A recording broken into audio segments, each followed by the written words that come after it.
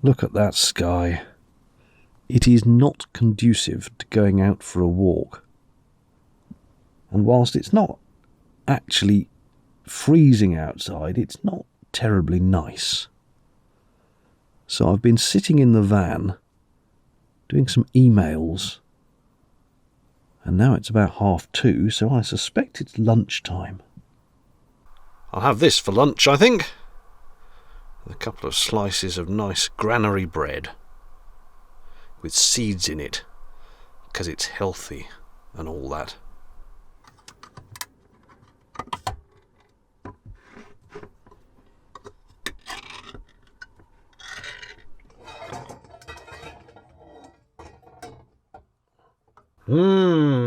Looks lovely.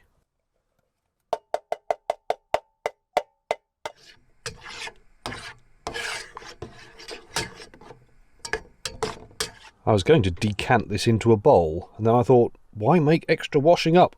So I'll have it from the saucepan. Plus a bit of bread and a banana for dessert. Oh yes, crazy times. Well, now, I was just thinking I'd better have a look at this pump. And can you see the problem? Namely, it's all twisted. No wonder there's no water getting through. Right, see if I can sort that. Therein lies the problem, I think. When the water bottle is actually in place, the pipe is bending like that. So I need to kind of twist it out a bit, or just somehow force it to be not quite so bent. Okay.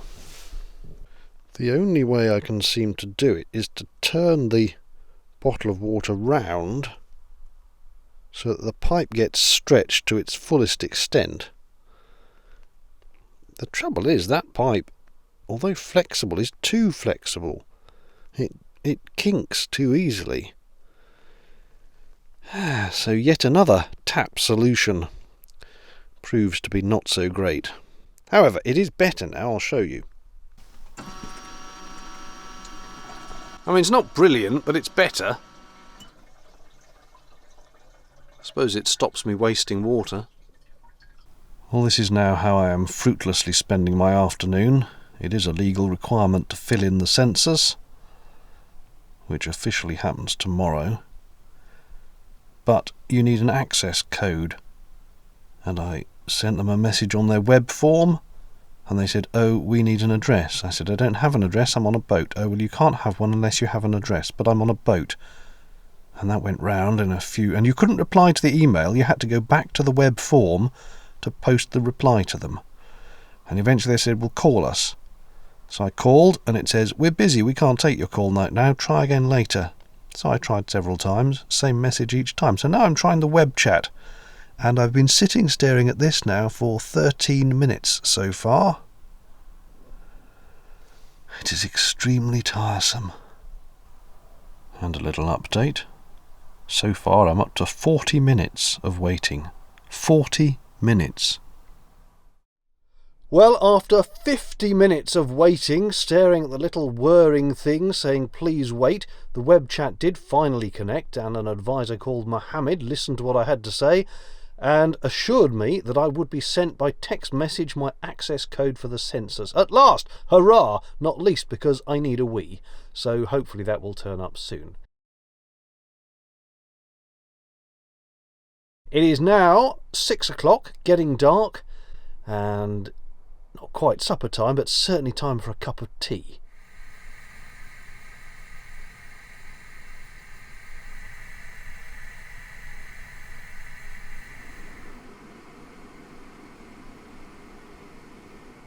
Cheers! The wind is howling around outside. I think I shall sit back and watch a film on the iPad this evening. Oh, I needed that. Bliss. Supper time then, and tonight's epic, for which I am currently boiling up some water and have a pan ready, is pasta, into which I am going to mix one of these little packs of Dolmio red sauce, and then I will fry up and stir in some sausages called, I kid you not, Little Willies. And yes, I am a cheapskate. They were on offer. It's a few minutes later and the pasta is boiling up rather too enthusiastically at times. The sausages, vegetarian sausages no less, are sort of frying up in some butter. And what I'll end up doing is, once the pasta is ready, tip the water out, stick the sauce in, and then put the bits of sausage in as well. That's the theory. It's all getting a little bit chaotic as the fire alarm just went off, or smoke alarm. At least I know it works though, and I'm not sure whether it was the boiling pasta or the sausages that have set it off. But either way, I've told it to shut up for a bit. Wish me luck. Sauce in.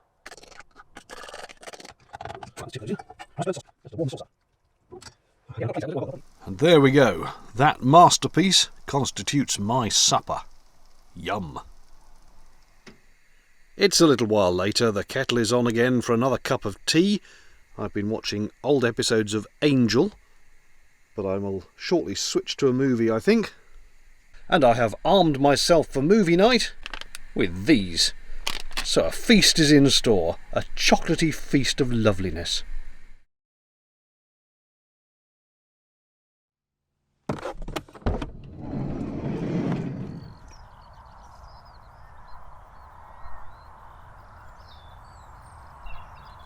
Good morning. Not a bad night's sleep. A little bit chilly this morning, a little bit damp outside, a little bit damp in here, bits of condensation on some of the wood panels, but nothing too bad. Given that I still can't find the tent pegs for the shower tent, I decided to not do that this morning, so I've just given myself a quick rinse over with a flannel and some hot water. Actual hot water, that was nice.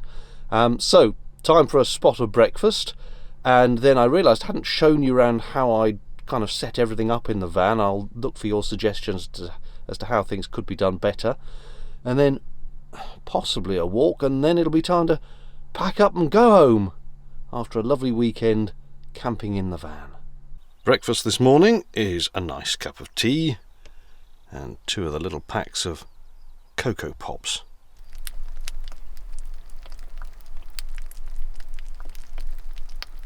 Let me show you round the van then. As you come in, a little hook to hang, well, in theory your coat, which I do have there, but also it's become the default place for hanging the waste bag, because I can't find a better place to put the bag for throwing bits of rubbish into. Sink and 2-burner hob, as you may have seen in the tour video before, and of course above that, the new shelves and cupboards, which I'm very pleased with. Actually, they're working out quite well. Now, the way I've sorted this for this trip is, that is, if you like, bathroom stuff. So I've got detergent, and in that bag is my toothbrush and toothpaste and all that kind of stuff. So that's right above the sink for when you want to clean your teeth. Next one along is some cereals and pasta and rice. Also a little thing of sugar in those airtight containers. Kind of staples, breakfast food and evening food. And then over here, well, loo paper, matches, and just knickknacks, really. Don't really know what to do with that cupboard, but it's not full, so it doesn't really matter. Over here on the left, that top shelf was always designed to be left open, so it's not one I can leave things on while I'm travelling. But while parked up, I nearly said moored up, but while parked up, you can just stick things up there, as I have done with the half loaf of bread. Below that, in the opening, lift-up opening cupboard, kitchen roll and a draining rack and a chopping board. I'm trying to sort of collect things so that they're related to each other, and then this one has cups and the kettle and the cutlery. And the cutlery is all in here, so you can easily whip this out when you want to actually have a good look through and find a particular thing. And then the bottom drawer now has bowls, that's the Ridge Monkey, a bigger mug for a cup of tea. I like a big cup of tea, and that's a reasonably big one. And then I've got some saucepans and other cooking knickknacks down the back there. That's all good. And then the main dinner plates, if you like, what a grand title, are in that thing there. This is this is a good idea. I like this. They were very cheap. I got 3 of them off eBay. Ever so cheap, but ever such a good idea. Now, the fridge, as always, is under here, looking a little bit bare at the moment. I've just got some milk and butter and tomatoes and juice in there. The main food storage area is down underneath the sink and cupboard with the tambour door hiding it, which just slides aside. I've recently added this extra bit of wood because the stuff here was sliding against the tambour mechanism and it kept getting stuck, so I've put that there now and then made this little cutout so that I can still get my hand onto the door. Anyway, as you can see, I've got a couple of plastic boxes. I mean, that one's empty, but normally tins and all sorts of other stuff. And then in here, I've got some staple foods. And it's all kind of in these boxes just in case a mouse or anything were to get into the van. And there's plenty of space back there. Not only have I got space for that, but then there's a little bit of extra space there. Again, another bit of wood that just stops anything falling against the heater pipe. But there's loads of space in here for food stuff, so I can get a loaf of bread down that end. And probably, I think, there's enough height for me to get a third one of those, so plenty of food storage, and that works quite well. And so we come to the under-seat storage. Incidentally, there's another of those stringy things. I've got a notebook in that one. But if I fling off the covers here, then we have the newly revamped toilet section and a spare storage section, which I haven't used for anything in this 2-day trip. I'm thinking of putting a loo roll holder in there, so when you lift this up and are sitting here, you can just lean to your left and there could be a loo roll. I'm torn between having it here or possibly there. It's not as much of a stretch as it might look having it there. In fact, I think that's quite a good spot.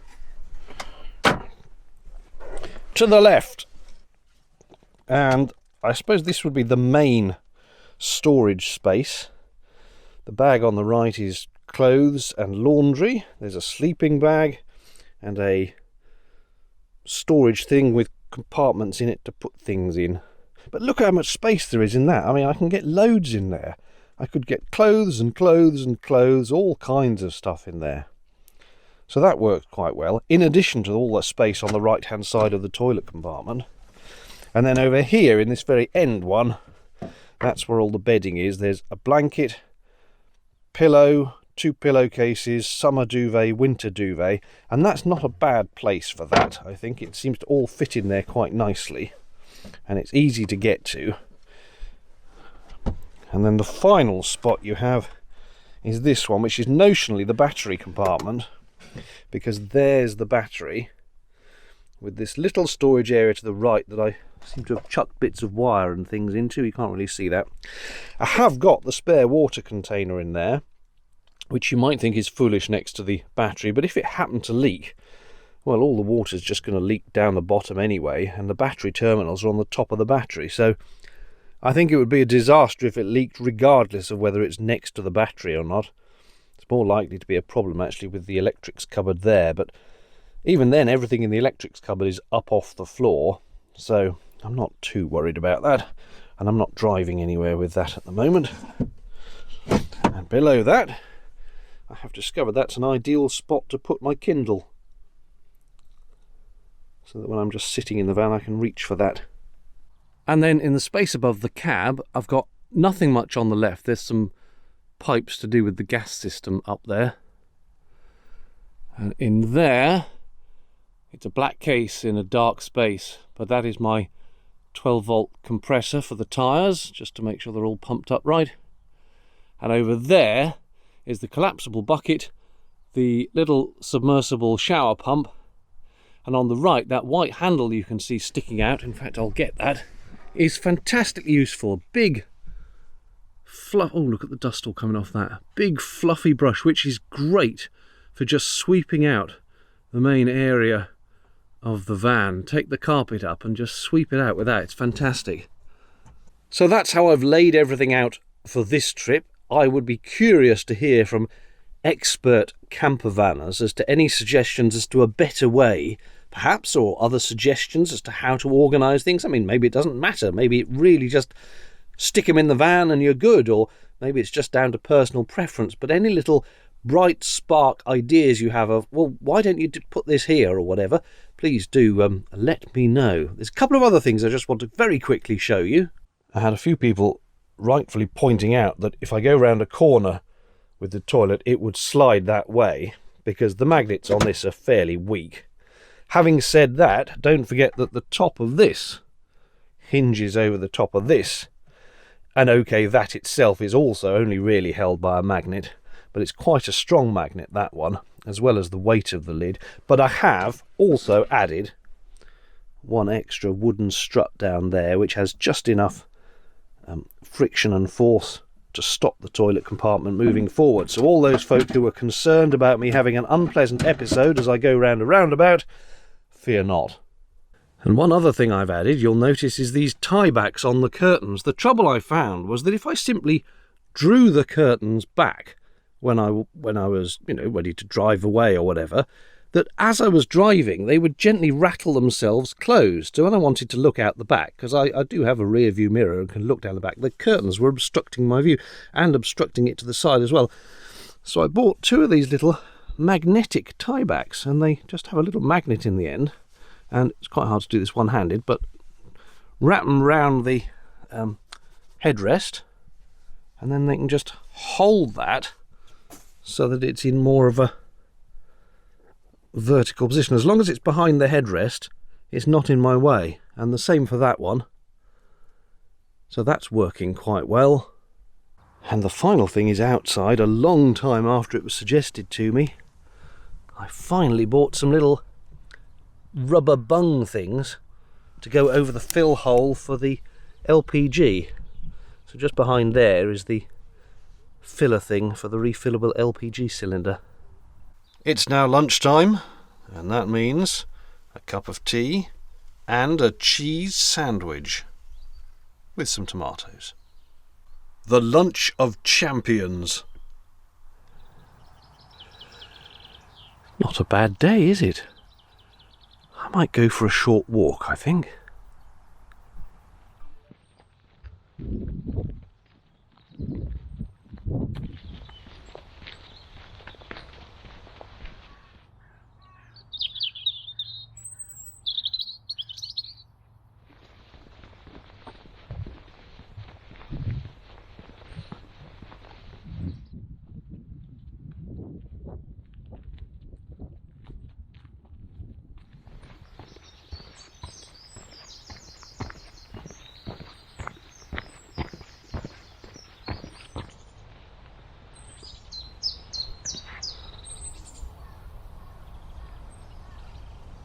Well, that was a very pleasant little jaunt. It's quite mild out, actually. Not really sunny, but definitely quite mild. And weird coincidence, just as I was coming back, I bumped into some people from the census who were going around handing out packs with all the info in it. And one of them turns out to be quite a big fan of Cruising the Cut as well. So I had a nice little chat with them and got all the info I need. So if my text code doesn't arrive from the web chat people, I can use the stuff they've given me. So that's all right. I have avoided my £1,000 fine, which is what you get if you don't fill it in. Oh, I think I need a little nap now. Quite tired.